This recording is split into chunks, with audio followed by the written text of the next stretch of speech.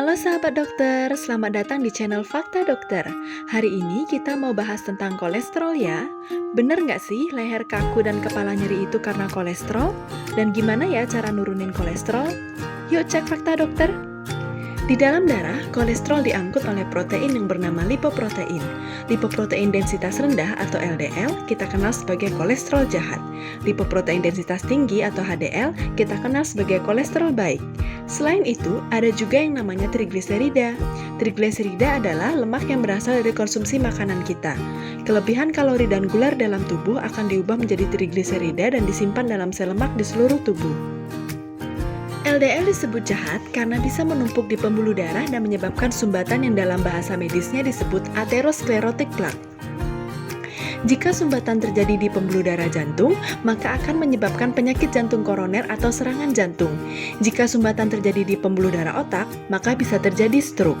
Jika sumbatan terjadi di pembuluh darah tepi, yaitu tangan dan kaki, maka bisa menyebabkan penyakit arteri perifer yang ditandai dengan nyeri ketika berjalan dan hilang saat istirahat atau intermittent claudication, kulit teraba dingin, pucat atau biru, mati rasa, dan ada luka yang lama sembuh. Sumbatan juga bisa terjadi di pembuluh darah di sekitar bantalan tulang belakang sehingga terjadi iskemia atau berkurangnya aliran darah dan mengakibatkan nyeri leher. Jadi nggak salah juga ya kalau kadang orang yang kolesterolnya tinggi sering mengeluh nyeri kepala atau nyeri dan kaku pada leher. HDL dikatakan sebagai kolesterol baik karena ia bertugas membawa kelebihan kolesterol dalam darah menuju hati untuk kemudian dibuang keluar dari tubuh ini. Trigliserida sendiri mengakibatkan komplikasi berupa pankreatitis atau radang pankreas jika kadarnya terlalu tinggi. Kolesterol bisa dicek melalui alat cek mandiri di rumah menggunakan darah kapiler atau dari ujung jari. Namun, angka yang keluar hanya menggambarkan kolesterol total.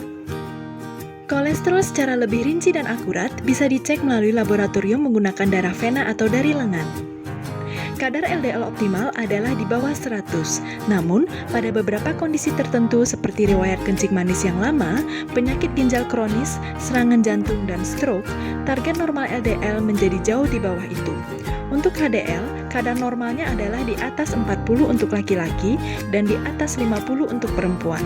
Untuk trigliserida, kadar normalnya adalah di bawah 150. Terus, gimana ya dok cara nurunin kolesterol? Selain dengan obat-obatan, faktor gaya hidup sangat mempengaruhi kadar kolesterol, terutama pada kadar kolesterol yang belum terlalu tinggi dan tidak disertai penyakit penyerta lainnya. Tak jarang perubahan gaya hidup saja bisa menormalkan kolesterol. Perubahan gaya hidup meliputi makanan dan juga aktivitas fisik. Dari segi makanan, perbanyaklah sayuran dan buah-buahan.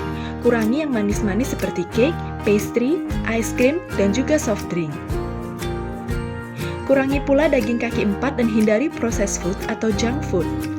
Pilihlah susu yang low fat, dan untuk pengolahan makanan disarankan dengan direbus, panggang, atau dikukus. Tidak lupa, ditambah juga dengan olahraga minimal 150 menit per minggu atau 30 menit sehari, 5 kali seminggu dengan aktivitas aerobik intensitas sedang. Terakhir, suplemen omega 3 juga bisa membantu meningkatkan HDL serta menurunkan trigliserida.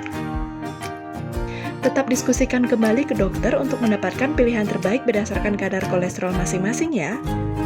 Nah, sekian fakta dokter hari ini. Ayo semangat hidup sehat, kolesterol pun hilang dan badan lebih segar. Dan sahabat dokter, jangan lupa like, subscribe, komen, dan nyalakan notifikasinya ya. Sampai jumpa!